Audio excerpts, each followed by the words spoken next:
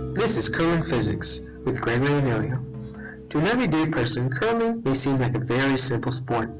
However, in reality, it is extremely complex. Curling is a sport that challenges both athletes and physicists. Now let's get to it. The rock. When studying the phenomenon of curling, many things must be taken into account, including the properties of the rock. Many people believe that the bottom of the curling stone is flat. However, this is a common misconception. In reality, the bottom is actually ring-shaped, and only the edges of the curling stone touch the surface of the ice.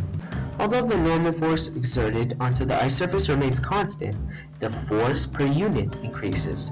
This extra pressure assists in the melting of the ice. For example, let's consider a situation where a curling rock has a weight of 20 newtons and it rests on a flat surface. The surface is 20 square units of area, meaning the pressure will be 1 newton per square unit. Now let's consider a situation where the curling stone has the same weight of 20 newtons, but this time rests on only 5 square units of area, due to the ring shape at the bottom of the curling stone.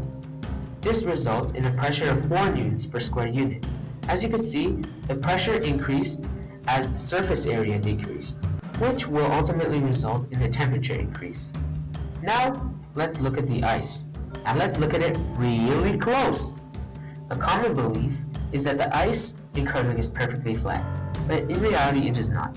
The ice is actually sprayed before the match in order to create a pebbling effect, which reduces the contact between the rock and the ice, which means the same thing as decreasing the surface area yet again, which again contributes to increase in pressure and temperature increase. Another factor that increases the temperature of the ice is the sweeping within the sport. Now you may wonder, what does the temperature have to do with anything? Well, this changes the properties of the ice, which ultimately reduces the force of kinetic friction through the decrease of coefficient of kinetic friction, as you can see from the formula shown. As the coefficient of kinetic friction decreases, so will the force of kinetic friction. Now, when pushing an object forward with a spin applied to it, the direction of the curl would be opposite to the direction of the spin. For example, let's consider a situation with a glass cup lying down, face down on a table. If we push the glass forward while spinning clockwise, the glass cup should curl to the left. This happens because the force of friction at the front of the cup is greater than at the back side of the cup. Since we know that the force of friction opposes the direction of motion, we know that the cup will obviously have to come to a stop. But while the cup is stopping, the normal force at the front of the cup is greater because of the weight shift. And since the force of friction is directly proportional to the normal force, then the increasing normal force will result in an increase in frictional force. Therefore, the spin at the front of the cup will have a greater frictional force than the spin at the back of the cup.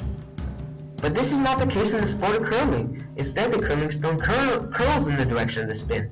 But why? The reason why the stone does that is because of the temperature change due to the pressure and the sweeping of the ice, which results in a slight thinning of the ice at the front of the stone. This causes the coefficient of kinetic friction to decrease. As a result, the force of friction at the back of the stone will now be greater than the force of friction at the front, and now the stone curls in the direction of the spin.